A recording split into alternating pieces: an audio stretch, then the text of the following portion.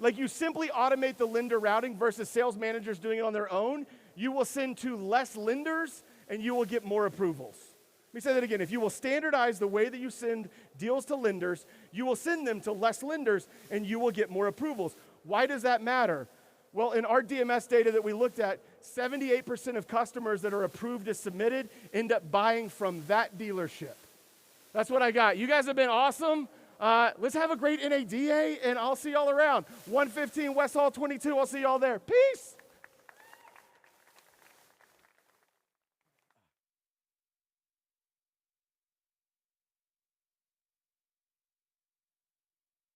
All right, once again, great job.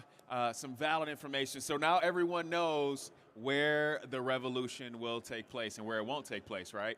So again, make sure if you want more information or to find out, make sure you download the NADA app, where that way you can make sure that you don't miss a seminar. You can also find the location. It'll help you navigate, but then you can also see what the schedule is throughout the time that we're spending here today. So we're going to continue moving forward. That was a great workshop preview from Joe St. John, so thank him again for that. And we're going to now have a Spotlight Series preview, and what we're going to talk about is the 7 steps to a reimagined customer journey. So as you can all imagine, our landscape for our customers is forever changing. And so we want to talk about how those 7 steps now look. And to help me do that, I'd like to welcome up Jared Orton, who is the president of Savannah Banana. So Jared, come on up. Wait, Jared. Wait. They forgot the house rules. I forgot to tell them the house rules. It's my fault. It's on me. So hold on one second. Let me have you go back that way just for 1 second. Restart. One quick second. All right. So I forgot to tell you guys the house rules. I apologize. This is the NADA living room. And whenever we bring someone up, we give them a big round of applause. So let's try that one more time. Is everybody good with that? Yeah? All right. So let me welcome up Jared Orton, who is the president of Savannah Banana. Good morning. That felt right. Worked out a lot better that way. Thank you guys for letting us be here. It's really exciting. So, Jared, first off, tell everybody where you got the banana pants, because everyone wants to know that question. I know you've gotten to ask that question. These are one of one. These are from the internet, as you can find anything on the internet. I usually come with 3 pairs of these, but usually someone asks me to give them away. And so I've given away every single other pair of banana pants that I have. So I only have 1 pair of these, one of one. So you have to treat them very gingerly. But tell everybody a little bit more about Savannah Banana, your position, and why you guys are here. Yeah, that's the biggest question here is why is this fruit-named baseball team presenting at a dealership convention? I really have no idea. Why am I here? No, when the Savannah Bananas first started, we came into Savannah, Georgia, in beautiful Grayson Stadium, and everything we focused on since day one is how do we create a fans-first experience? How do we do everything, every single touch point, every single part of the experience, and focus on building fans? So this conversation that we're going to have this afternoon is everything about how we're building fans externally, how we're building fans internally, and how we're building fans of ourselves. And ultimately, we have the ability to create fans-first experiences for everyone. Yes, we have customers, but what does it take to create lifelong fans? That's going to be our conversation today. I think that's a great point that you mentioned, and you actually created a difference between fan and customer. How do you define that difference? What makes somebody a fan versus making them a customer? It's the whole conversation around, customers are transactional, fans are for life. We have been thinking about what is the long-term view. We want fans for 50 years, 100 years, 150 years. We want to build a brand for life that can sustain us and go beyond us just having a single transactional experience with our customers. Yes, we have people that we do business with, but what's it take for us to create lifelong fans? And so we really emphasize the focus on building fans. And those raving fans are people who come often, pay full price, and tell others about their experience. And that's what we believe every business can do, every organization can do, is build raving fans. When they leave your place of business, whether you're a dealership or a fruit-named baseball team, they are going to tell others about that experience. That's what we exist to create, and I believe that conversation is going to resonate with you guys this afternoon. I think that's a great point you mentioned, because what I see when I hear you talking about it and I think about it, right, fans normally brag. That's right. Customers sometimes complain. Yes. There's a big difference between the two, right? If you think about the fan mentality and the mindset of what it takes to be a fan, obviously right now we're in football season, Super Bowl's coming here to Vegas. Right. And I think about some fans, like my barber is a Lions fan, so I'm heartbroken. I'm from Detroit, so I was heartbroken about that. But one of the things he talked about was like, if I have to, I will take out a mortgage to get to. And that's a real thing. It Like, is. he wasn't joking. He had already talked about it with his wife. He's like, this is serious. And so having that kind of commitment and dedication, I think, is something that we all want to transition our customers to when it comes to our dealerships, right? That's right. And the fans are people who you've done something for them beyond the transaction, right? Beyond the thing that you sold them, you've done something for them as a person. You know, we're in a human business, right? We are human to human, and it's bigger than the thing that we sell. We feel like we have a great baseball experience. You're going to see videos today. It's funny. We dance. We don't play by the rules. We have a guy that plays on stilts. We've worn kilts during a baseball game. We do backflips. We have a breakdancing first base coach. We break all the rules, and we feel like we have a great product. I know you guys have a great product, but what's more than that, and it's what we do for people. And we try to create these singular moments for people, whether they're on our team, whether they're in our community, whether they're fans that come to the game for the first time or the last time. We tell every single one of our people when they start with us, it's always someone's first experience here. It's always someone's first game with us. It's always someone's first time walking into this building, and we have that responsibility to serve them well beyond the product that we sell them, beyond the service that we provide them, beyond our price, beyond our expertise, beyond our technical skills. We have the opportunity to create a relationship with someone for the long term, and that's what building fans is about for us. Beyond what we sell, beyond our product, beyond our little widget, beyond our service, it's all about this human relationship, and we try to start with that full experience in mind and build towards that. That's great. That's great. And then you mentioned something that I think is very, very poignant, is that the first time experience, right? Because I'm sure for some of us out there, this might be your first NADA, right, that you've been to, or you remember the first NADA that you attended. And quite frankly, it can be overwhelming sometimes. It can be intimidating. There's a lot that you have to take in, and you want to maximize. You've invested not only your money, but your time to be here. And so you're now thinking, like, I want to get as much as I can. And I think if we talk about and think about that fan aspect, when people come into our dealership environment, especially if it's maybe their first time at our dealership or first time through service, first time through collision, That's right. that first time experience is very pivotal. It is, and you never know what these people are experiencing in life. We remind our people all the time, this is more than just a baseball game to somebody. This is just more than buying a car for someone. This is a lifelong journey. We meet fans all the time who have driven 18 hours to come to a game, or this is their first time going on vacation, or they bought these tickets and this merchandise for their kid for Christmas, or they're celebrating someone who it was their birthday, or they're celebrating someone as a family reunion. This is more than a baseball game for someone. This is a lifelong journey to get to this point, and they might only come and experience this one time with us, and the weight of that is on our shoulders to deliver this experience so that they go out and they tell others, you wouldn't believe what it was like at the game last night. Let me show you on my phone, or let me tell you about what this person did for me in this experience, or let me tell you what it was like when I called the office, or when I went online, or when I went on social media, or this is how they responded to my email. Every single touch point, we have the opportunity to create a fan, not just when we make the transaction. It starts all the way when we first interact with them, the first time they find out about us, the first time they see something from us, or the first time that they are told something about us. And we want to think about, we think about that Monday morning when they go back to the office, or they go to work, or they go to drop their kids off at school, and that inevitable question happens. So what'd you do this weekend? Yes, absolutely. And it could go downhill really quickly, and they can talk about the worst possible experience they had. And, I went to the game and they screwed me, and the popcorn was $20, and, the bathrooms were disgusting, and they totally ripped me off. Or, hopefully, we've created a moment for them, and they say, you wouldn't believe what happened at the game last night. Let me show you this video. Let me tell you about what they did for my kid. Let me tell you what they did for my family member. Let me tell you how they surprised me. Let me tell you about they did something for me as a person that was beyond what I expected for what I went there. And again, that's more than a baseball team. I think any organization, any business owner, anybody in management, whomever, you have the ability to create moments for people, and that transcends the actual service you provide them. Absolutely. And I think out of all of that, I think the most important thing that you mentioned or kind of highlighted is intentionality, right? You have to be deliberately intentional about what experience you want to create.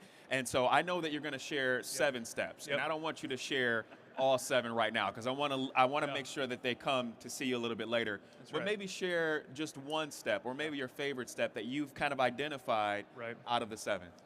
We wrote a 19-page document on this, literally step by step. I'm not going to share that. Not going to share that today, obviously. But that's where this comes from. What happens is we start with the end in mind.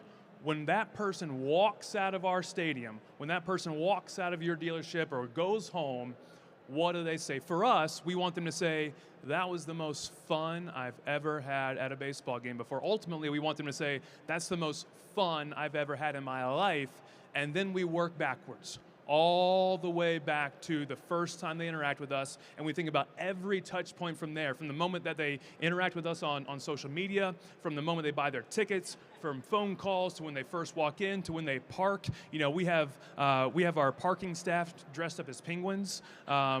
We don't really know why. We just call them parking penguins, and we dress them up as penguins. And so, you know, when they meet our parking penguins, when they get autographs from our players, every step along the way. But it starts with the end in mind. What do we want them to say when they leave? What do we want that ultimate experience to be? Because we know marketing, to be remarkable means you have to do something that's worth remarking about. You have to do something that gives someone the ability to talk about you in a positive way to their sphere of influence. We start with that in mind and then work all the way backwards as far as we can to the beginning. Now, we didn't do this overnight. Right. We didn't do this yesterday.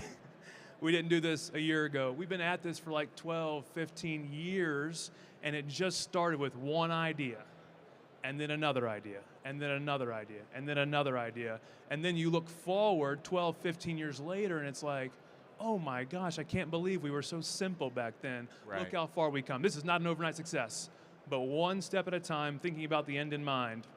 That's what gets you there. Yeah, and I think, you know, putting my dealer hat on, when we think about the end in mind, I think all of us can say that we want our customers retaining, so returning, but also referring, right? That's And so if I think about that in mind, that I want a fan, I said customer, but I'll change it to fan. That's right. If I want a fan that is somebody that is returning to, you know, my dealership, but then also referring, and like you kind of mentioned, bragging about that experience, Right. I have to start with that end in mind. Yeah. How did it become personal for you? Like, what was it that made you say, this is the experience that I want to start creating? Was there something that happened that triggered you to say, I want to create this? We saw this transcend, you know, we have a staff of 50, 60 people. We've got, you know, part-time folks, hourly folks, and, you know, we have our players, right? We have 40, 45, 50 professional players that we sign, and, you know, these guys are super athletic and super into it, and, you know, it's really difficult for them to be professional athletes, but also like, all right, I got to do all these things for these fans, and it was just, you know, it's so difficult for them to be on 24/7. They're on social media, they're meeting fans at the game,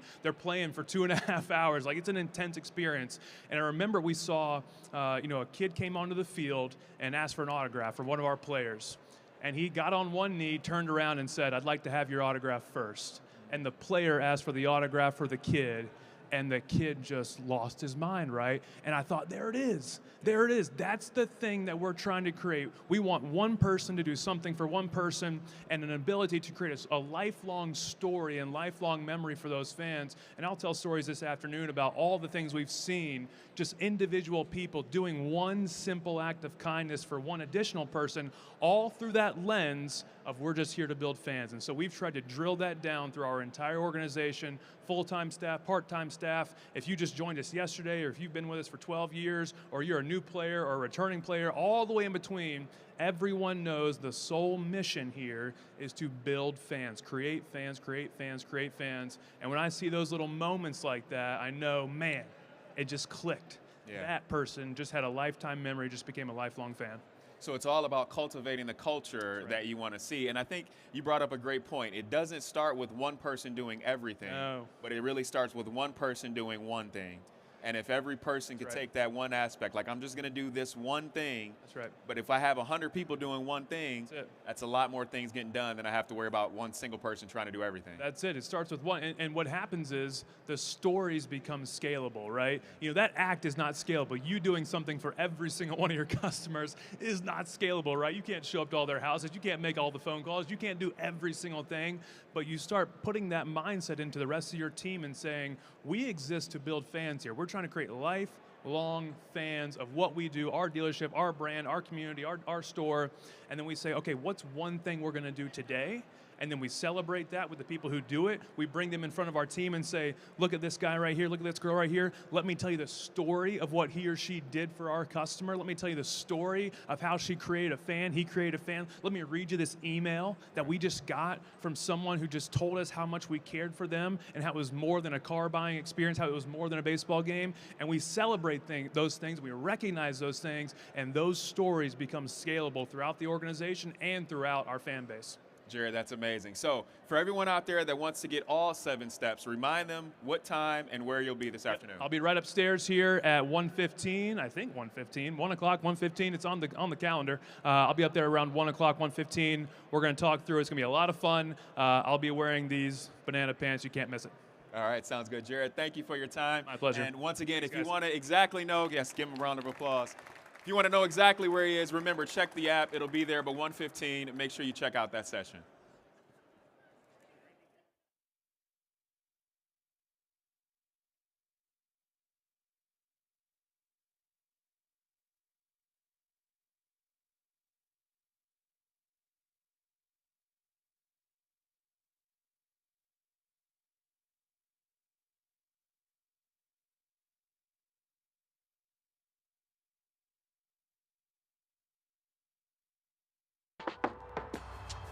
I've been working for car dealers for just about 30 years. I love the spirit. I love the entrepreneurship. It's really one of the last true American dreams. I'm Mike Stanton, President and CEO of NADA. As most of you probably know, NADA exists for 2 primary reasons. Number 1, to educate, and number 2, to advocate for our dealer members. The key value that NADA provides for dealerships, we've got a lot of dealerships that are members of NADA. Over 90% of dealerships belong to NADA. So with that kind of power in numbers, we can take your voice to Capitol Hill, to Congress, to the administration, and to our manufacturers. When we advocate on behalf of dealers, we look at potentially all 3 branches of government. And that actually has played out with the vehicle shopping rule. NADA filed extensive comments explaining why the proposed rule was very problematic for consumers. That resulted in several revisions which will help dealers, but it did not go far enough. NADA is supporting legislation to negate the rule, and NADA also has filed a judicial challenge against the rule. The Biden administration's EPA has proposed that by model year 2032, 67% of all new vehicle sales be fully battery electric. We think that's too far, too fast. NADA believes that a more balanced approach is not only going to be achievable, but better for the environment. Consumer demand has got to catch up with political aspirations. We take your voice and we meet with the White House. We meet with Congress. We talk to the IRS. We've talked to the EPA. Rest assured, NADA has your back. Together, we can move this industry further. So if you're not engaged, please get engaged. But we're here to help you do just that. We're glad you're here at the NADA show. It's a great opportunity to learn from each other, develop new relationships, and grow. Thank you.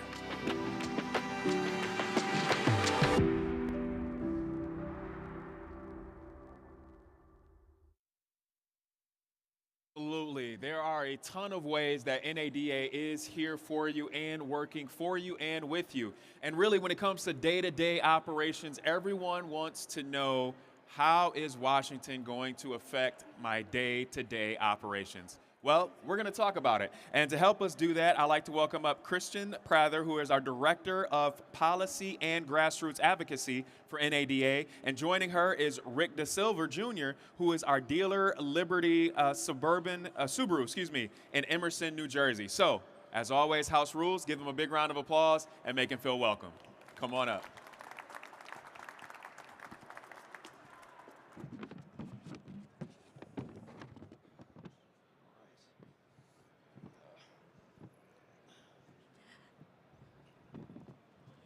Good morning, everyone. We're here today to talk about how what happens in Washington, D.C. impacts your day-to-day business at your dealerships. So, Rick, when it comes to what's happening in Washington, what do you think are the top issues impacting your dealership in New Jersey? So this is probably not going to come a big surprise, and it's not going to be the last that you hear about this. But the 2 things that are really have the potential to have the most profound effect on what we do, how we do it, and how we're able to take care of our customers are the actions of the FTC over the past couple of weeks and the EPA regulations that we expect to be finalized in the spring, probably end of March, beginning of April. Okay, so with the FTC rule, we've heard that there's a lot of action happening. As many of you know, the vehicle shopping rule has been stayed by the FTC, but we don't know for how long.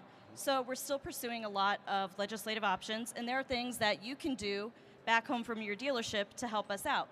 So what actions have you been taking with your lawmakers at your dealership to try and prevent this vehicle shopping rule from moving forward? So let me make clear from the beginning, the FTC shopping rule is really an interesting study in how many things the FTC can actually get wrong in the space of one rulemaking, right? Wow. They did a great job. So there are things that we can talk about all morning on this, but to boil it down, the FTC shopping rule is bad for consumers. It's incredibly complex and difficult for, burdensome for dealers to try and comply with. From a customer standpoint, studies have shown time and time again that by the time somebody reaches out to one of our stores, they already know what they want, they know whether I have it available, and they know what they should be paying for it. So they're going to want to come in, they're going to want to go on a test drive. If they're satisfied with that, they want to get their deal done and get moving. They don't want to be in the dealership longer than they need to be. The FTC vehicle shopping rule is absolutely going to slow that process down. It's going to make it longer. It's going to make it more complex and confusing. And the record-keeping part of the rule is going to make the transaction price higher. It's going to add expense to the transaction. From a dealer standpoint, one of the record-keeping problems that we're going to have is we have to actually keep written records of all the correspondence that we have with anybody who buys a car from us. That's text, that's email, that's telephone and in-person conversations. I don't know how we're going to document that, but we need to create and retain those records for a period of at least 2 years. Now, I have no way of knowing if somebody comes in today and doesn't buy a car. If they never buy a car from me, I don't have to retain those records. But if they come back tomorrow, a week, a month, 2, 3, 4 months from now and they do buy a car, I will have had to have those records kept. So essentially, everyone that our sales team corresponds with, I have to keep all of those records for all those correspondence for a period of 2 years. Incredibly burdensome, incredibly expensive. And when we add that kind of expense to the system, we all know at the end of the day, that gets passed down to the consumer in the transaction price.